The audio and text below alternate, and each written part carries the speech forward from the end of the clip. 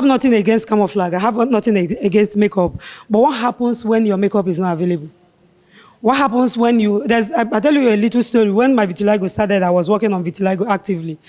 There's this man, first one happened in the US. He's been wearing makeup all his life, So it happened that he ran out of it. It was Derma Blend. And no shop was selling around him. He couldn't go to work. He was indoors for weeks. It turned to months. It was the wife that cried out that she doesn't know what to do, that the husband can't come out of the house because even the next door neighbor doesn't know what he looks like, because they have to move from where they live to another place for this stuff.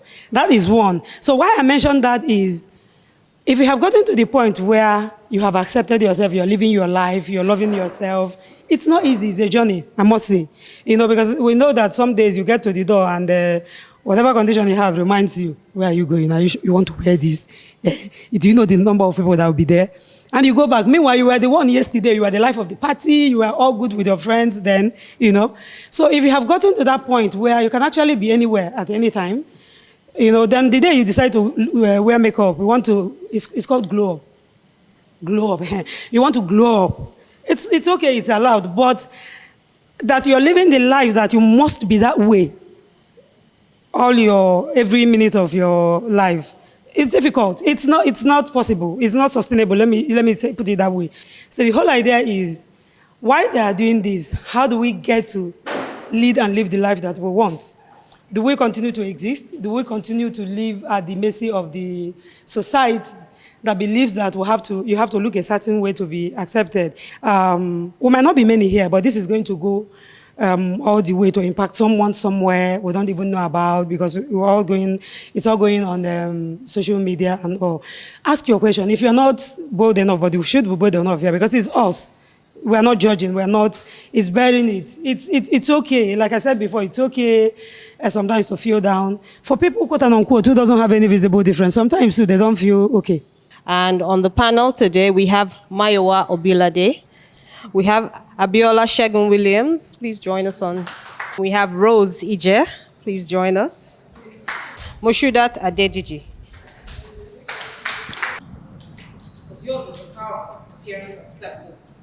Do you find that younger people, when I say younger, I mean teenagers, children, are more accepting of visible differences than older people? Have you ever looked to say this one? Well, I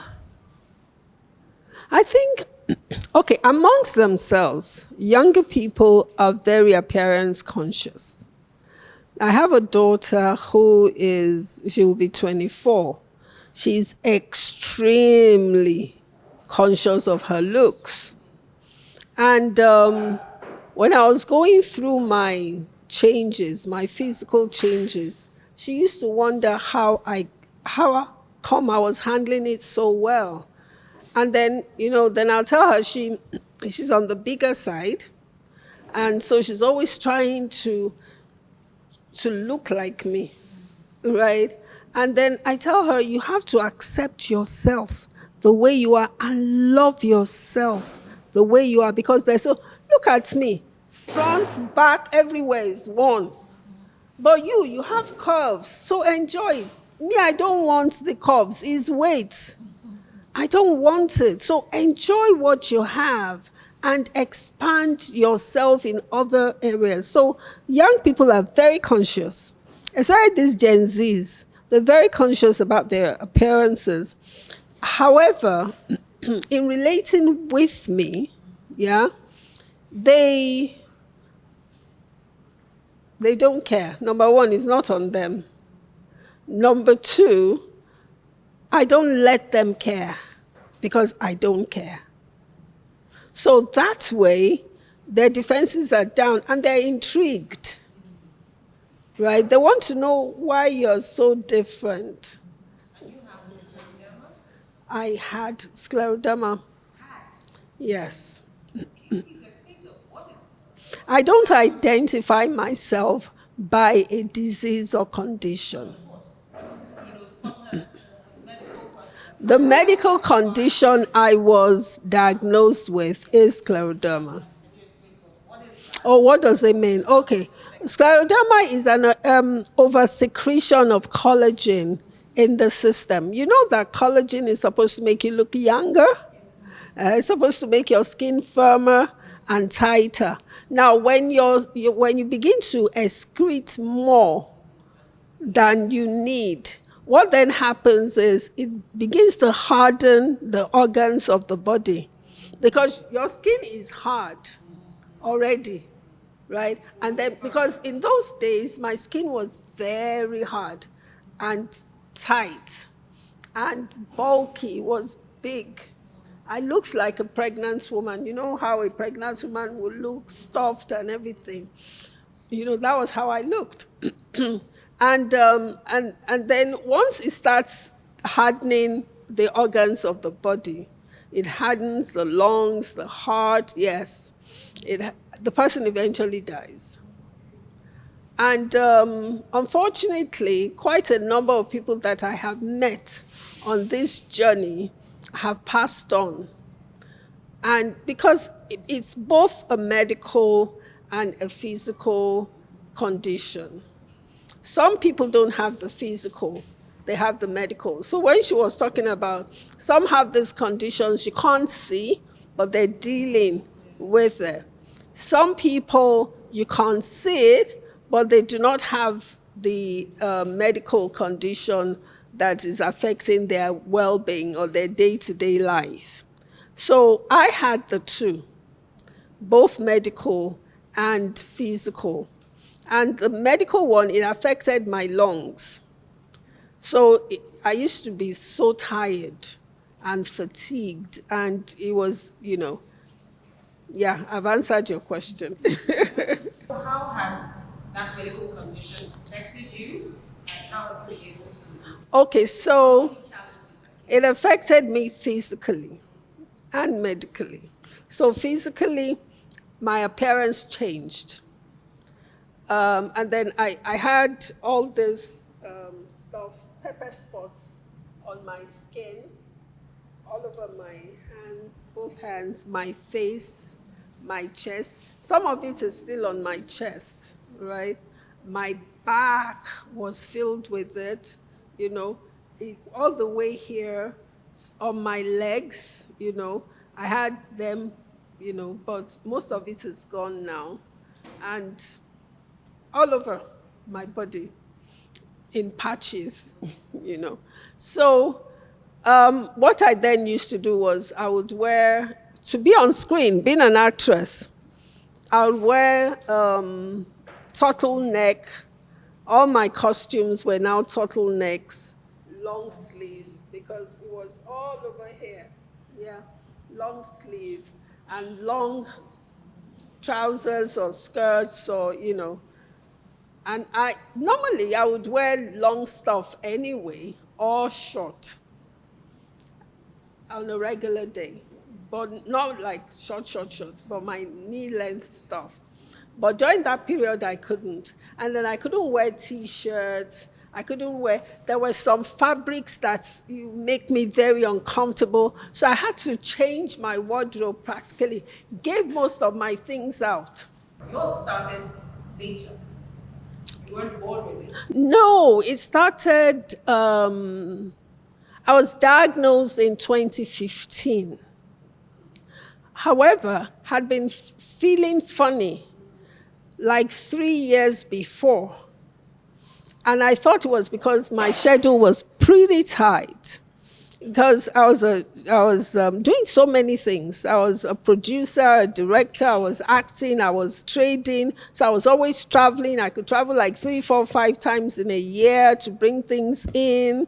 Unlike now, you could just send the thing and bring the, so I was always traveling, I was always on set, I was always rehearsing, producing and directing for stage. So I attributed it to my very tight schedule. I don't take chances with my health. If I die tomorrow, it will be like God took me, because I'll fight death to a standstill, right? So I wasn't going to go out like that, yeah? So I really made sure, I researched what was happening, though I didn't know what the answer was. Until one day I decided that, I was going to go to Luth, to the dermatology department and talked to them there. So when I got there and the doctor saw me, they now said, oh, this is scleroderma.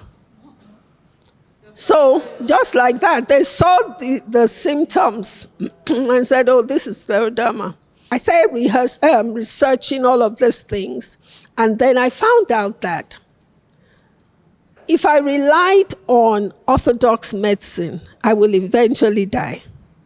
So I got in touch with somebody who had vitiligo. And she told me that, you know what, you have to abstain from some foods, you have to stop eating some things, your lifestyle had to change. I said, of course, I'm ready for the long haul. I'm a very disciplined person. If I decide I'm not going to do something, I will not do it. Devil himself will not even appear to me physically because he knows I will not do it, right? So I started changing my diet, changing the things I live in Lekki and the water is terrible. So I stopped using the water. That means I had to be going away from that environment to get water to take my bath. And I still do that 10 years running. Incidentally, it was around March in 2015 that I was diagnosed with scleroderma. So it's exactly 10 years now after that diagnosis. So it now turned out that helped me. Abstaining from certain foods and certain things helped me. I stopped wearing perfume on my skin, because they said you don't know what is in it, you don't know, so I had to abstain from a lot of things. I changed the kind of fabrics that, I was wearing. I changed a lot of things about myself, so that I could heal holistically. It didn't start until much later. So people who didn't know me with keloids are like, Maiwa, what's going on? Where do you have this? Of course, our people are not that sensitive in some places, they'll just keep quiet, they won't say anything. But some people are like, they know you well now. Why is this? You should do something. I had somebody who said, I'm going to wear gloves for you so that you stop itching your... I'm like, no, it's not like that, So a lot of that, sometimes I just feel like, shrinking. I don't want to... I used to have my hair to the side, bob, something like to cover. Of course, you do braids and then you just cover it up and style it that way. Because they used to be bigger than this, at some point, but I had the excision. But I think the turning point for me was when I took the steroid injection. I think that was 2014. And then the doctor didn't tell me that I shouldn't take vaccination. So I had to travel and I needed to be vaccinated.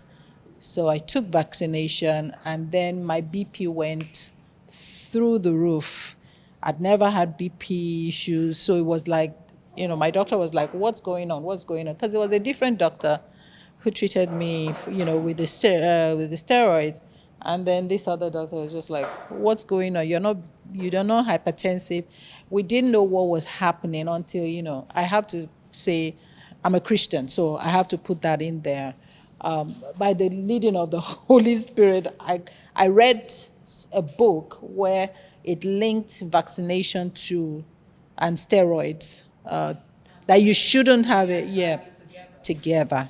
So, and that could cause the spike. So I had to dial back a lot, watch my diet, go on a long fast, just to like detox for a long time for my BP to come back. And at that point, I just said, you know what? No more steroids. I'm not doing anything. Take it or leave it. This is who I am. And that just reorientated my mind, and I just took it from there. So anytime people are like, oh, what are you doing? I said, I'd rather leave than, than try to get rid of this. And at that point, I just took it, Do you think it made much of a difference in how you approach life? Absolutely. Absolutely, because now I am able to answer questions. As you're bringing it, I know I've been there. I'm less defensive. you know, any suggestions you're bringing, I'll be like, we've been there. I know it. I've done it. So, but this is now me. Let's just continue, you know. Like I told you, liquid content, you know, talk to me about what's in my head, not just what you're saying, and let's move on. I've accepted it. I'm dealing with it, and I'm trying to encourage people as well, because I have a colleague who he's male, but he has major issues with it. It's like it's messing up my, you know, my mental health. You know, he's itching because, you know, a lot of guys have it, the beard when they're shaving and all that. So that's where it starts. Or sometimes they have it at the back of their head. So he has it, you know, pretty much everywhere. So it's like, I'm still taking the steroids and everything. Like, well, you know, so just trying to encourage him, do this, don't do that, diet and all that. So I try to do that as well. And of course, to be an advocate that, look, just you have to accept yourself as you are first. Because you have one that's obvious, right? Yes. You know, you have Alopecia, yes. So has all your hair fallen out, or it went in patches? Can you please tell us what happened? Obviously, I'm completely bald, but not everyone that is completely bald has total hair loss. Sometimes they have partial hair loss, but they choose to shave now and then, like every time. They are more comfortable that way. We have someone here. Demi Lady has partial hair loss, but she chooses to shave because she's more comfortable bald. But I have total hair loss. I've been totally bald since 2016. I don't know how many years that is now. I stopped counting since I stopped caring. So, but since 2016, I've been totally bald. I was diagnosed in 2015. After a couple of wrong diagnoses, said I had fungal infection. And to buttress what she said, I feel like people, whenever you have any illness and it manifests like physically, and doctors have tried all they can and they cannot find a solution, just find a dermatologist. Because your doctors, they've learned this thing in medical school, but I think someone told me that they do dermatology for like about a year. So most of them, they know these things, but they've forgotten because it is not there. Exactly. Immediately, I went to Lou Dermatology Clinic and they saw me, like, you have alopecia. Yes, and I'd gotten two wrong diagnoses. I was placed on fungi treatment. They said I had fungal infection and all that, and it didn't do anything till a doctor saw me and she wasn't even sure. She was like, seems like you have alopecia. I'm not sure, but I'll refer you to Lou Dermatology Clinic. And when I got there, they were just like, you're not special, you're just one of the few unfortunate ones. Yeah. And by then it was still partial.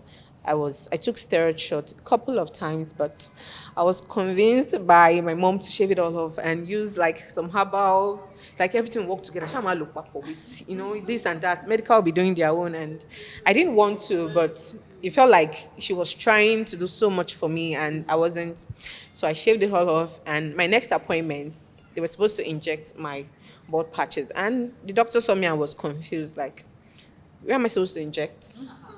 Because it didn't grow back after then. Whenever it grows, like, it was like very short. So they will fall off on my pillow. Like every morning when I wake up, they will just fall off. Whenever I take my bath and put my hand on my head, it comes off. And that was like for about 2 weeks, everything just came off. So when I went there, thinking like, at least I'll go to where there's a solution. They were like, I don't know where to inject. He went to call the consultant and she was like, what happened? I was like, they told me to shave so that it will work fast. Who told you to shave? Like, I don't think there's anything we can do now, but don't worry, we would. And normally they will give you your next appointment. They didn't give me. Because once your hair loss is total, you've gotten to the stage of there's no treatment to manage. Because alopecia has no cure, but it can be managed. But when you get completely bald, there's no cure for it. So just tell you to go. So you had shaved and you were completely bald, but did it grow back at all? It didn't grow back. It grew back, but just fell off. Every single time? Yes, So not like it was just a one-time thing. No, it doesn't. Because I lost my brows, my lashes, hair everywhere, actually. But after about, like, let's say 3-4 years, my brows came back. my lashes came back, and hair in places I don't want them came back, except my hair. So what I have now is alopecia totalis, but I used to have alopecia universalis. So I went from alopecia areata, which is partial hair loss. That is what most people that suffer from alopecia have.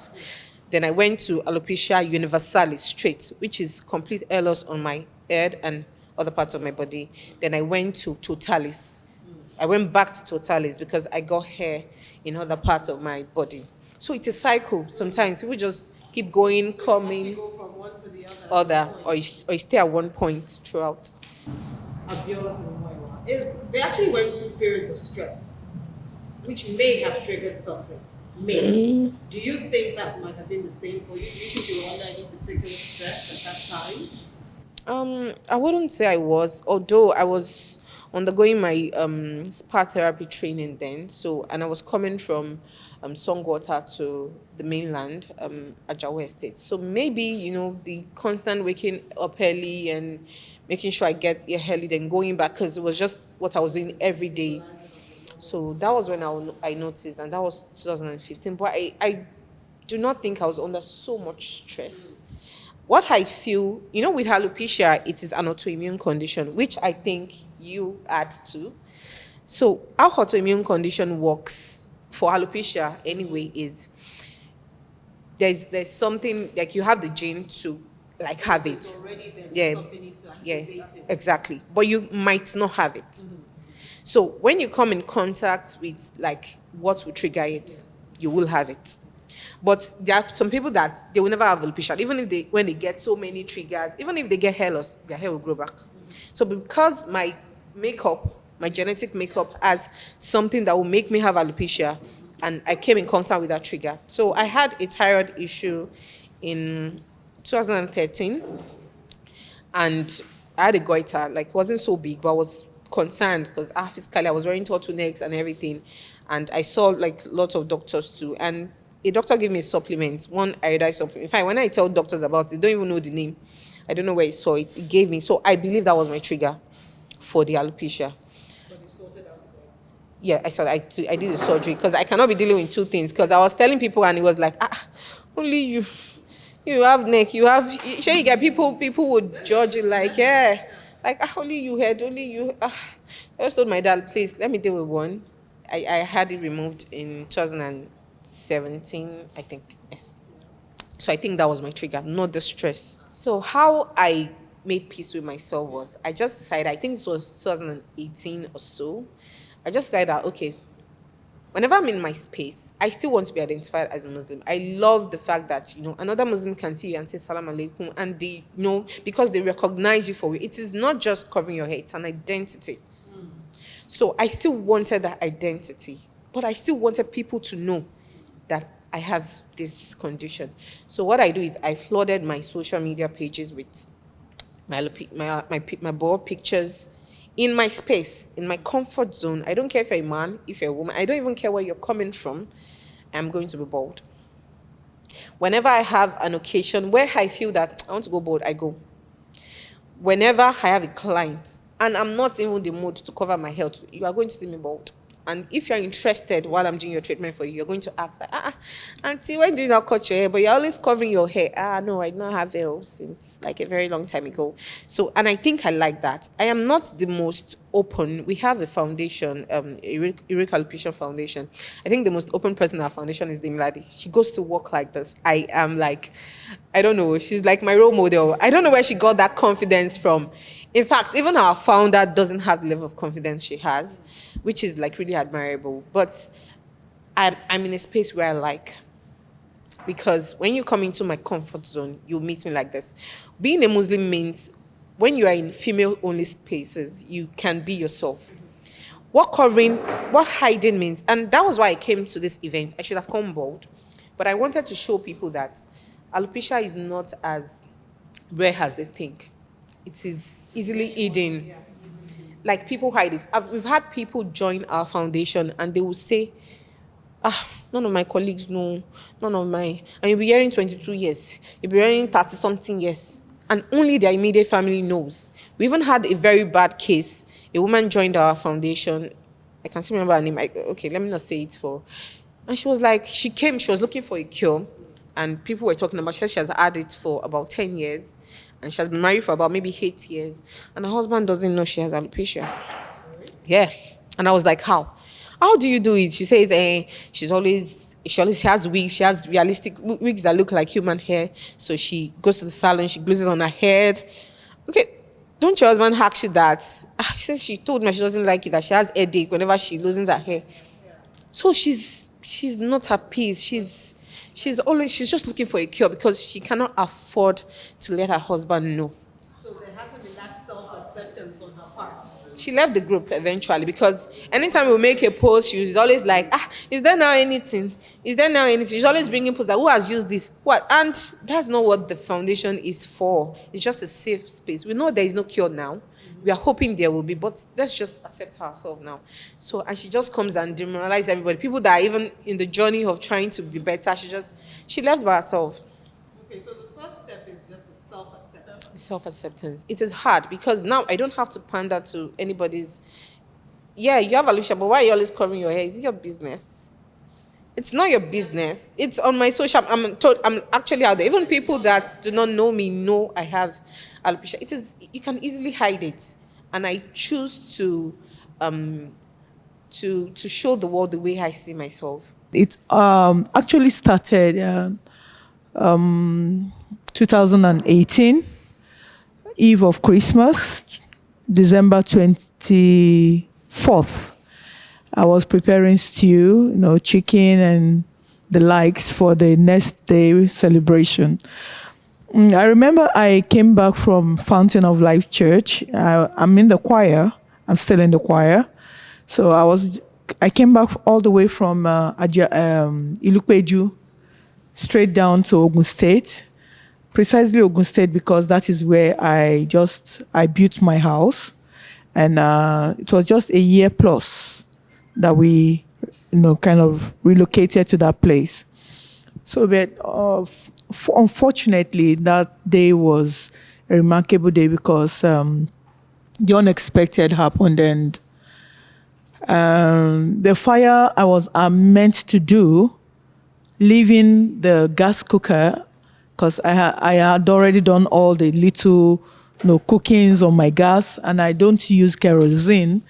So I needed to put up the biggest pot, for jollof rice, because I had already told my children, that I would make jollof rice so that night, in the morning, you just dish out and give to people. That was my intention. So with a big pot, I could not do it on the gas. So I instructed my twin children to quickly get, things to cook the food outside, the firewood things. So, but on getting those things ready, I had fuel in the store, which I had earlier used in the day.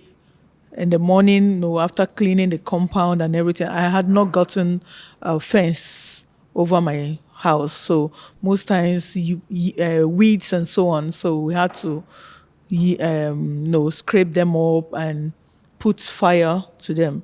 I had used the fuel that morning, but later that evening when I was about making this food, like I said, with the firewood, I instructed them again, like I did in the morning. I said, get me some part of the fuel, which they did. And before she came with the fuel, I remember I had ignited the fire with paper, but it wasn't coming on because it was December, the harmattan, the wetness, and so on. So I decided to use fuel to start up. So I'm getting the fuel. I was still holding the matches in my right hand, and I just used my left hand and poured in the fuel.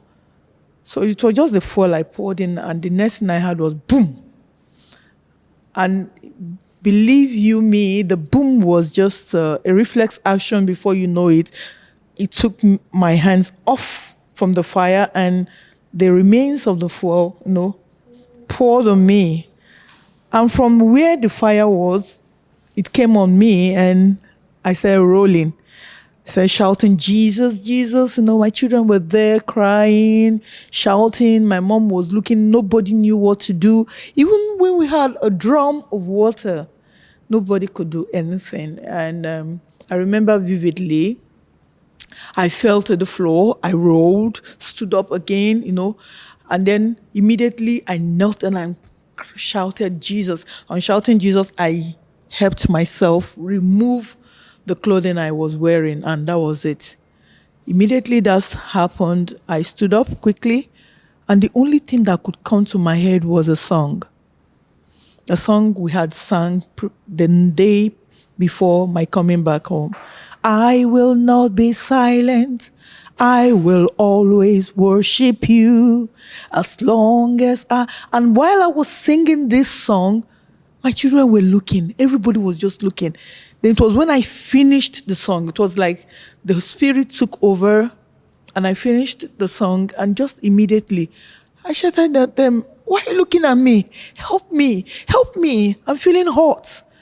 And then there was this glass, my window glass, the kitchen window glass. I looked through and I saw that my face was actually black from the fire that had taken on. And they quickly took me that day, and to the glory of God, the pastor I met when I went to blend the pepper, tomatoes, and I asked him to come over to eat, just arrived. And before you know it, he ordered them, and I was taken in my own car down to the clinic around Ogun State there. So the rest was like a story, because I didn't know any other thing than remembering that I was kept on the floor in the hospital and I was being poured water again and again and again. And before you know it, before the midnight, I was swollen. And that's the effect of burn. So let me push it forward a bit. And the case got to the church, and Pastor Taiwo Udukoya, blessed memory, he ordered I be brought back to Lagos, Lasut, Ikeja, precisely. So there I was taken care of. In short, the church, they took up my case. But the story behind all this, as we're hearing it, it may not be palatable, but I am here seated today. I'm looking gorgeous, because I've been told by my children 101 times. Mommy is beautiful. I lost the facial beauty during that time. The bones were so much. I looked like a mama, an old woman. And I remember in the hospital, they called me Big Mommy. Both the children, the adults, everybody was calling me Big Mommy. But when I look at myself in the mirror, I understood why they were calling me Big Mommy. I never thought. At that time, mentally, sincerely speaking, I was almost discouraged. Almost discouraged. Why do I use the word almost? I brought myself back to the knowing that no matter what happens, I think, and I still feel so, that the physical look is an identity that we all have in the world. It's not actually our real self. I believe the real self, yes. I don't know where that came from, but that is my belief till now. Have you always been like that? Yeah. Well, the truth is, I have always been this person that does not like allowing what I have to get to me. I don't let it get into my head.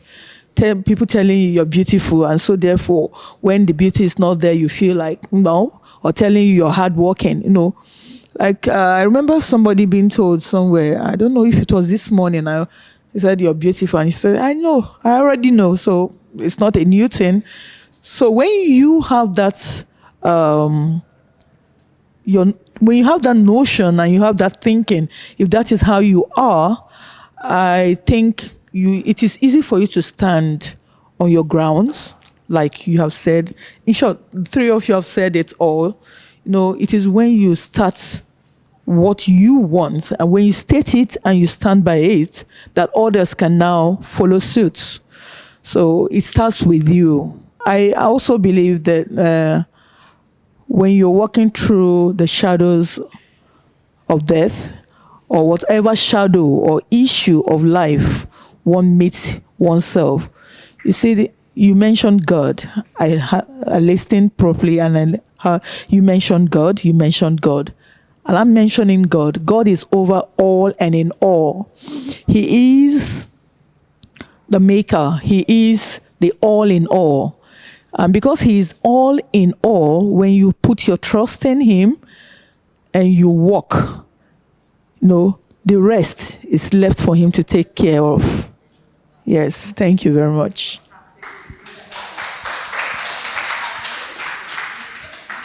Nobody understands you like another person that has alopecia. No one will, actually. So I understand you. I understand your question. But even with that too, when two people are dealing with the same condition, they are not dealing with it the same way. The severity is probably different. The timeline is different. Their experience is different. With Demilade, I cannot relate. And people have it tougher when they've had alopecia from childhood. I think she wasn't born with a lot. She wasn't even born with a lot of hair. She has never had a full head of hair. What we don't have, we tend to clamor for. But what we have, we don't cherish. Now, where am I going to? You see, this bar, being bald, is a fashion on its own. There are some who are not naturally or medically bald, but they put on the bar hair to make a statement in the fashion world. Yes, you say, I know you were trying to say that, people say, Demilade is bold and all that. So you're trying to say that you're putting up a front. Don't put up a front. Like what you're doing, you're being vulnerable, and that's okay. That's okay. But, just accept yourself. Yeah, so the time I joined AF here, I'd given up. Like, I don't even know what to do again. My mom, everybody's saying that it's spiritual.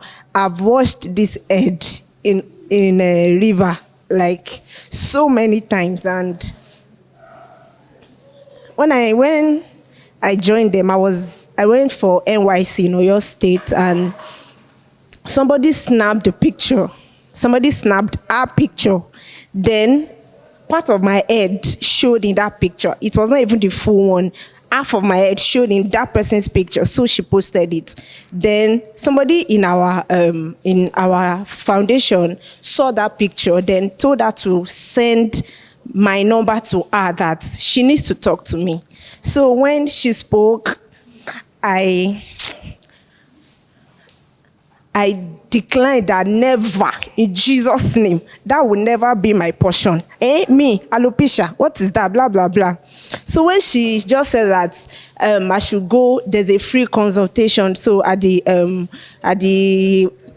there was a free consultation, and I took it. I went there, and they told me that there's a cure, that this is what I would do, injection on my head, blah, blah, blah. Then I came to the group. I was so happy. Like, I even told my mom, we were already gathering money to do the treatment. Then somebody in the group said that she had gone through this, and this is the side effects. This is what happened, that I should not even try and do it at all.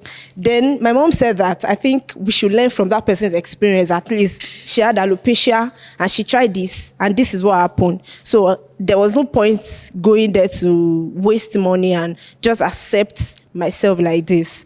And even recently, she said I used to shave my head. This is the highest that this hair has grown, and I just got tired of shaving, and I left it. I told everybody that this hair, I even named my hair Aderewa. I told everybody that she's Aderewa. So in my office, anytime they see me, they'll be like, Aderewa is doing fine. Aderewa, how is Aderewa? So I feel like most people have accepted me, but sometimes it gets tiring, because sometimes if I wake up in the morning, I know that I want to go to work. I have to like tell myself that, okay, you're going to work today, not wearing anything, no, nothing. Like I need to build that confidence from myself every morning that, okay, this is